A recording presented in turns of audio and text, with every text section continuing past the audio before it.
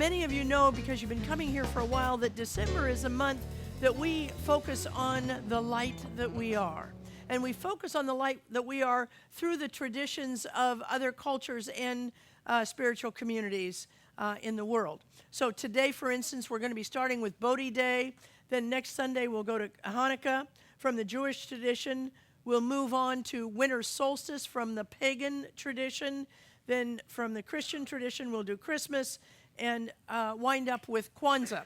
And each Sunday, generally, I speak on those subjects, and always we have an altar and we light and we bless the altar.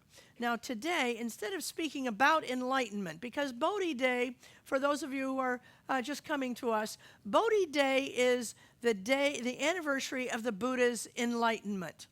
Now, as always with these kinds of things, we want to be careful, because Buddha did not become enlightened in one day, and nobody here will either. I mean, it's a process, you know. It's sort of like, you know, you open a window shade, and the more you open it up, the more the light comes in. And that's how enlightenment works. It doesn't work immediately, it works over time. Well, today, instead of talking about enlightenment, we're going to hear from a person who can take us toward enlightenment through a beautiful process that she's designed. I call it a technology that she's designed to get us closer to living the full life that we were designed to live. But before we bring her up, I do want to ask Tim and Deborah to come up and bless the altar. I've got them in my book.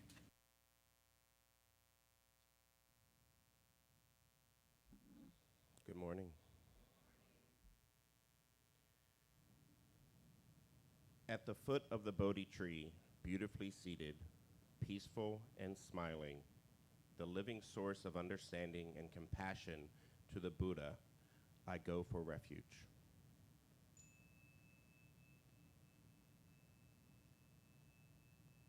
The path of mindful living leading to healing, joy, and enlightenment, the way of peace to the Dharma, the teaching, I go for refuge.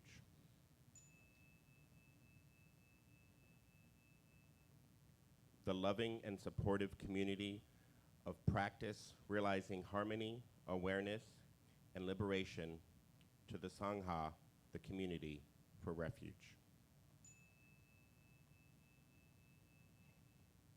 I vow to practice mindful breathing and smiling, looking deeply into things. I vow to understand living beings and their suffering, to cultivate compassion and loving kindness, and to practice joy and equanimity. I vow to offer joy to one person in the morning and to help relieve the grief of one person in the afternoon. I vow to live simply and sanely. I vow to let go of all worries and anxiety in order to be light and free.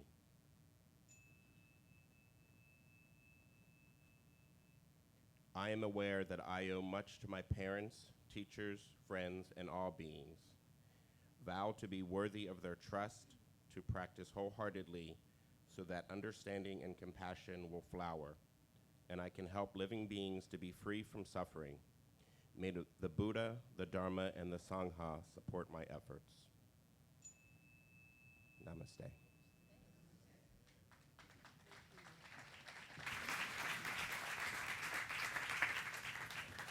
And so now the altar is open. Maybe.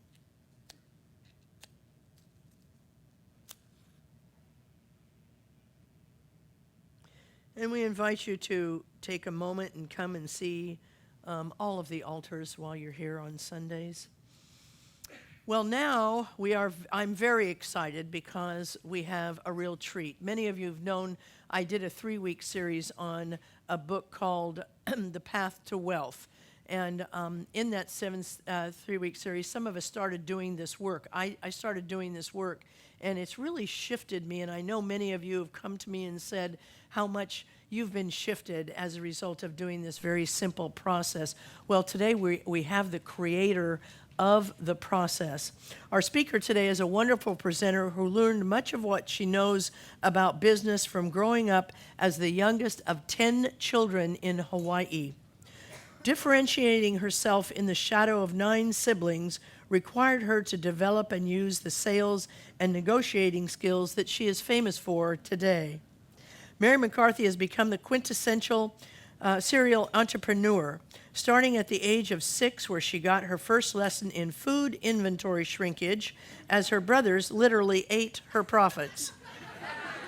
Over the past 32 years, May has used metaphysical spiritual practices to grow 6 successful businesses in a variety of industries, with the largest having more than 250 employees and over $100 million in annual revenue. May is the younger sister of Reverend Sharon Ramey, as well as a grateful student of Dr. Kathy Ann Lewis from CSL Seattle. She is here today to emphasize the importance of connecting with Spirit as your source to achieve greater levels of success, happiness, and freedom.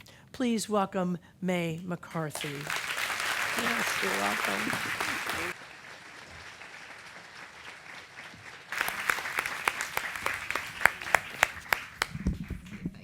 This one. Hello. Thank you all very, very much. Thank you for the song. Thank you. It was beautiful, just beautiful. I am so happy to be here. Really happy to be here. I have been practicing metaphysical new thought, spiritual practices, not only in my personal life, but also my business life for 34 years. I got my first book, my first metaphysical book, when I was 18. My mother, who's a devout Catholic, who converted from Seventh-day Adventist, said, "Honey, I think this is for you." And she handed me a book written by a woman in 1925 called The Game of Life. Anybody read it? Author's name is Florence Scovel Shinn. That changed my life. And what I recognized is that anything I desired or required could be mine, as long as it was for the highest and best good of all. So how many of you out there would like to have more money? Yeah? Okay. How about perfect physical health? Yeah? How about right relationships with all your family, your coworkers, your community, our world?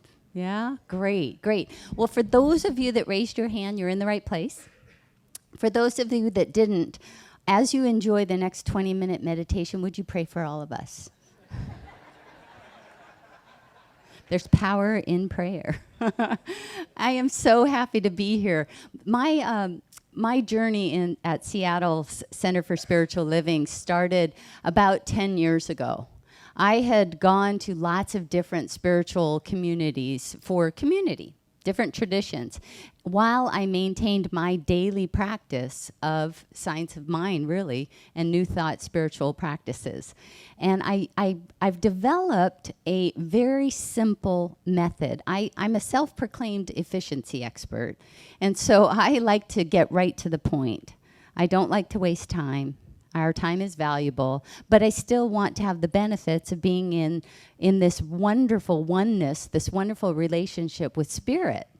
And so I decided to create a little 25 to 30-minute spiritual practice in the morning that is based on science of mind techniques. You'll probably notice a little bit of a similarity to a spiritual mind treatment if you practice this practice.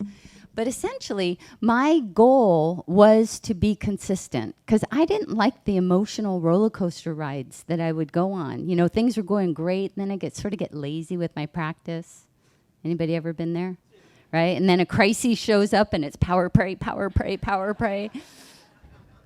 Get all our posse, our prayer posse together and wear them all out as well. Yeah? You've all done that? Sure, of course. Well, hopefully, what I'll be able to share with you in the workshop this afternoon is the 7 spiritual steps that the practice describes. But what I want to talk to you a little bit about today is just the relationship. The title of my talk is Partnering with Your Chief Spiritual Officer for Success and Freedom. You're probably wondering, what in the world is a Chief Spiritual Officer, right? Well, for me, it's that characteristic of spirit, that characteristic of God that is the ultimate advisor. The ultimate advisor. We call God by many, many different characteristic names. We have love, divine intelligence, power, truth. So I decided to give a name to the characteristic of spirit that is the ultimate and supreme advisor, the advice that I would value greater than any other advice I ever received. And as a CEO, I decided to bring God into my company, into my C-suite. This is where all of my advisors live. I've got my chief financial officer that advises me on my finances of the company, my chief information officer that advises us on the technology that we need and what our products need, and my chief operations officer. Well, I decided that I wanted to have my chief spiritual officer in my company. But instead of bringing it into the C-suite, I actually placed it at the top of my organizational chart so that I, as the CEO, reported to it. You can imagine what my employees said. Who's the CSO? Is it a man or a woman? Do we get to meet them? What do they do? And my response was simply this. The CSO is an ultimate advisor that will guide and direct our company into experiencing things that are beyond our imagination. We are going to have success like you've never, ever had before in any business. We're a tiny little company, and we're competing with Fortune 20 companies, but we're going to have miracles happen all the time. Stuff that shows up for our good that you never thought possible is going to happen in this company because of the CSO. So if you have something show up and it's really good and you don't know how in the world it happened, it was the CSO. Go ahead and text me, email me, call me. Let me know what the CSO is doing for your benefit and for the benefit of our customers, our coworkers, our suppliers and vendors, and our world. Okay? Let me know. It was so much fun. I got texts and phone calls all the time saying, oh my gosh, you're not going to believe what the CSO did. Oh my gosh, I can't believe CSO pulled this miracle out of a hat. We had that happen so often that miracles just became typicals. And that's what I hope to share with you today is information that helps you to recognize that miracles can be typicals in your life. All right? In addition to helping us in business, the CSO also helps in a lot of other areas of life. And in 1994, the CSO saved my life. I had this thought, this flash idea, strong thought in my mind's eye of my sister. Anybody ever have like a thought that just flies in out from nowhere? So I had this picture of my sister's face in my mind's eye, and I knew, because I've been practicing this a while, that this was an intuitive hit. My CSO is the source of intuition. And that meant that I needed to contact my sister. So since I happened to be finishing a business meeting that was really close to her office, I just stopped by. She was so happy to see me. She had a computer problem, which she knew I could fix for free. So as I'm sitting there with my legs crossed, helping her with her computer problem, she sees this tiny little dot on the outside of my right leg. She says, "What is that?" Well, you heard in the introduction that I grew up in Hawaii, and I'm fair. I have a lot of freckles. So I told her it was a freckle. She said she didn't feel that it was a freckle. She just didn't feel that it was a freckle. Anybody ever have a feeling in your stomach? Yeah, she had this feeling, and she said, "Honey, I'd really like you to talk to my dermatologist." And just as I was about to dismiss her fear, my gut started hurting. So I did as she said.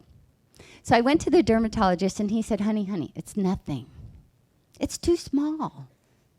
It can't possibly be anything for you to be concerned about. Go home. Well, my father was a surgeon.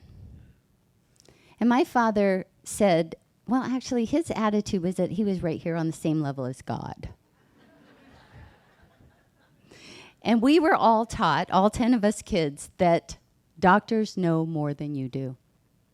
And you need to take the advice of a doctor. They understand things that you will have no understanding for. So this doctor said, go home. And my gut hurt again. And I said, oh, doctor, I'm so sorry. I don't mean to be disrespectful, but you got to cut it off. So he barely got one stitch into my leg. I came back a week later to a diagnosis of malignant melanoma, Clark's level 3. CSO, through intuition, saved my life. How many of you know, absolutely know without a shadow of a doubt, that the power of God can heal people? Right? You got that one down, right? You just know that for a fact. There is no question in your mind. I know that every cell in your body is filled with healed light. You are perfect, whole, and complete. I've got it down. It's like Excel and Word in Microsoft Office. I got those down. But there's this program called Access that I don't use very often. So I don't have as much confidence in that. And I think a lot of us don't have as much confidence in using that same power for our finances and for our businesses. And what I hope to do today, and I want to ask you, did you all get one of the cheat sheets that I gave you? If you could hold it up so I know you've got it. What I want to do today is show you that you can learn to rely on this for your finances and business. And let me just preface this by saying that there are countless numbers of stories that you'll hear about God operating in your health. And there are some very, very, very famous people, very famous business people who say that they actually rely on intuition for success. Bill Gates said that often you have to rely on intuition. And Bill Gates, I think, topped Forbes again as the wealthiest man in the world. That's only because Russia doesn't report. I don't think China does either. But at any rate, he uses intuition as a success tool. And Steve Jobs agreed when he said that you actually have to have courage to follow your heart and intuition.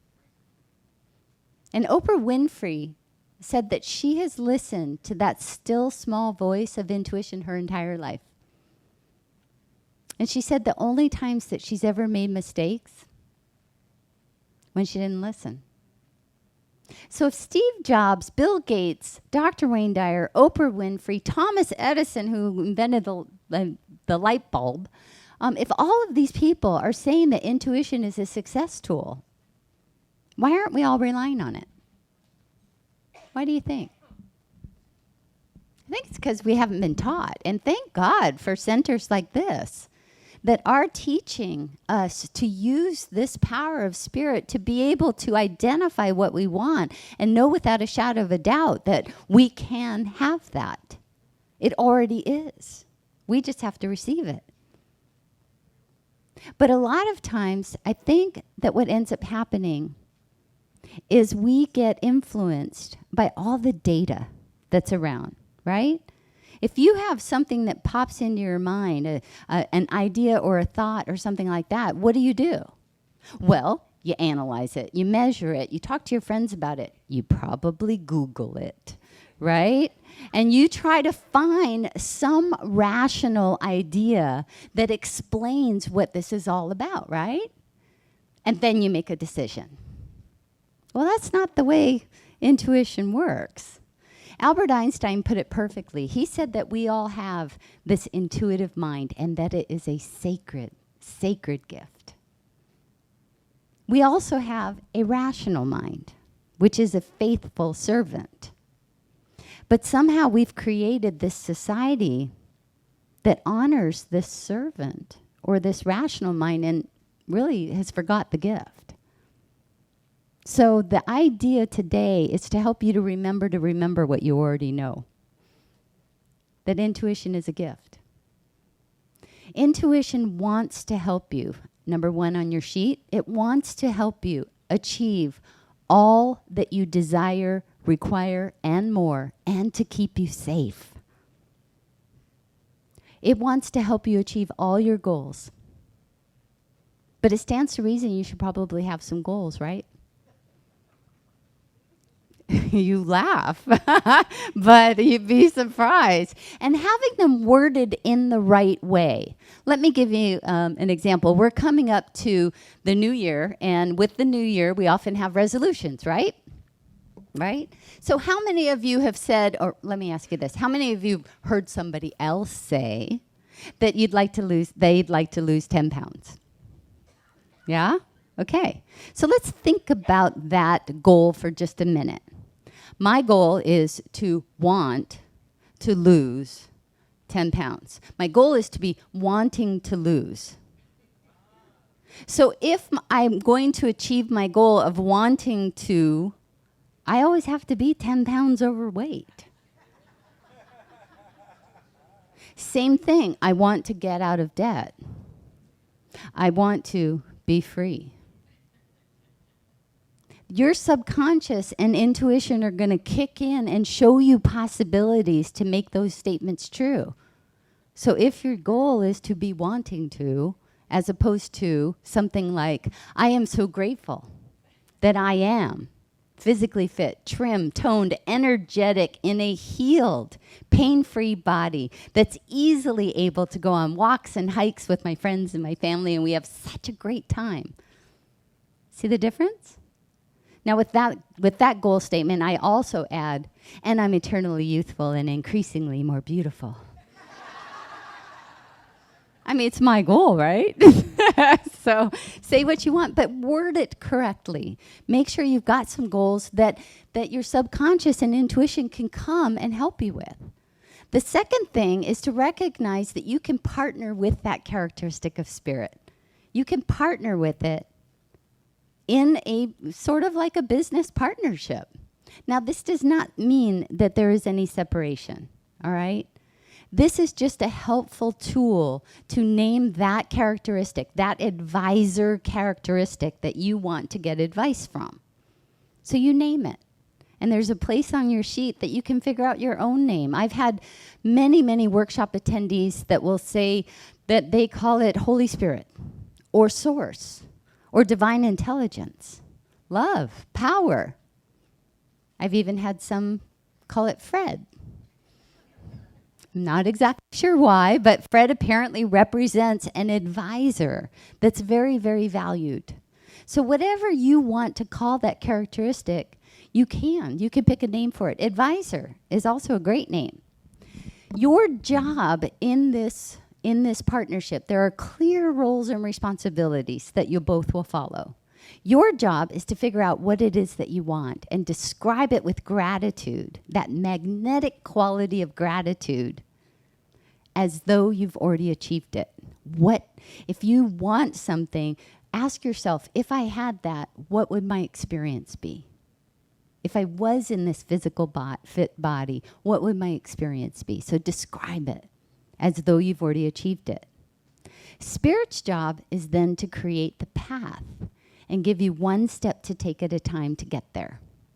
Just like that flash of my sister's face in my mind's eye, I didn't know what goal that was for. It could have been for my goal for health, could have been my goal for finances, my goal for business, my goal for using my talents and skills in remarkable and satisfying ways. Could have been any goal that I had. I didn't know, but it was a lead, an intuitive hit that told me to take a step, which was to contact my sister.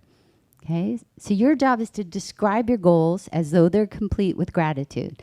Spirit's job is to create the path and give you one lead to take, one step to take at a time. You either take the step or just simply ask for another lead. And this is the part that's really hard. If we don't understand something, if it doesn't make sense to us, often we just do nothing. You're not allowed to do that anymore. You can either take the step or ask for another lead. And let me give you an example. One of my goals in my previous company, when we were first, getting started, I had a goal for a minimum of $400,000 in revenue to our company in a particular period of time. So every day I was writing out that I am so grateful that we now receive a minimum of $400,000, and we are able to provide great quality service to our customers, and we are operating in a wonderful and loving and thriving company, okay? Every day, every day. So here I travel about 150,000 miles a year. It's a lot of airplane rides. And I arrive in Cleveland, and I have my system down. I fly into the airport, I go to the baggage claim, I go to the rent-a-car company, and then I drive to my hotel, drop off my bags, and go to the closest grocery store that's very close to get water and protein shakes and things that I need for my stay, okay? So I'm sitting in the car, and I'm just about to make the drive to the grocery store that's 5 minutes away, and I get this really strong thought to drive to a grocery store that's 15 minutes away. Okay, so here comes this rational mind. May, it's 9 o'clock at night in Cleveland. Your appointment is at 8 o'clock tomorrow morning, which I want to remind you is 5 o'clock in the morning Seattle time. You're going to be really, really tired. What in the world are you thinking, wanting to drive 20 extra minutes out of your way? Okay, so anybody identify with that? Your rational mind's talking you out of it, right? Well, this is when you say, no, I want another lead. You just figuratively stomp your foot and say, CSO, God, if this is from you, I need another lead. And make it obvious. So I'm sitting there, and sure enough, I just feel this sort of warmth. This is how Spirit speaks to me. I feel this warmth. And then the intuitive mind kicks in. Well, maybe it won't be a wasted drive. Maybe everything will be on sale. You know, it's 9 o'clock here, but really it's only 6 o'clock in Seattle. You wouldn't be able to go to sleep right now anyway. You're too wired. You're going to stay up and do email and just make the drive. It's not very far. So I made the drive. I parked the car, and as I'm walking into the grocery store, who should be walking out at exactly the same time? But a potential customer of a very large hospital system that I met 6 months before at a trade show. I had been calling, and he hasn't returned any of my calls. Hi, how are you? Gosh, so good to see you. We strike up this conversation, and before the end of the conversation, I'm invited to come and make a presentation to their group, which led to another meeting, and eventually a contract worth over $500,000. Now, how many of you that are into goal attainment practices, you know, we were taught in business school to have a goal and then figure out every step that it takes to get there, right? How many of you would say, okay, my goal is to have $400,000 in income, so I'll drive across town to a grocery store in Cleveland. Okay, now does this story sound like Red Seas parting, water coming out of rocks, food falling from heaven? Miracle? This is how this works. Miracles turn into typicals. All right? So your job, figure out what you want. Let Spirit create the path. It will always have a cooler, more successful path than you could ever imagine. All right? And then finally, the third thing is you have to meet daily with your CSO. You have to meet every single day. In Goal Attainment 101, we keep our goals at the forefront of our thoughts so that all day long we can see and notice possibilities to take steps. Same thing. Put aside 25 to 30 minutes every morning. Write out your goals. Read them out loud. Imagine yourself in that completed goal. Follow the practice. And here's the nice thing about this, is that it'll also keep you level when crises show up. You'll know that your job is to figure out what it is that you want with gratitude as though you've achieved it. Spirit's job is everything else, including handling crises. You don't have to do that anymore. You just say, my good is no crises. Okay? Got it? This means yes, May. All right.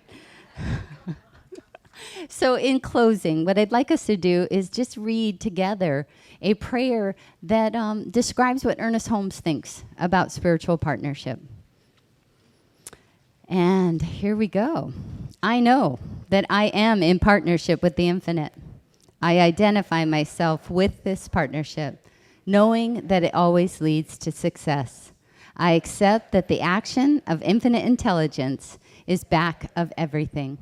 It is always manifesting itself, and now does so through the thought pattern of success I am establishing for myself. Conditions and situations about me now start to correspond to my new ideas about them.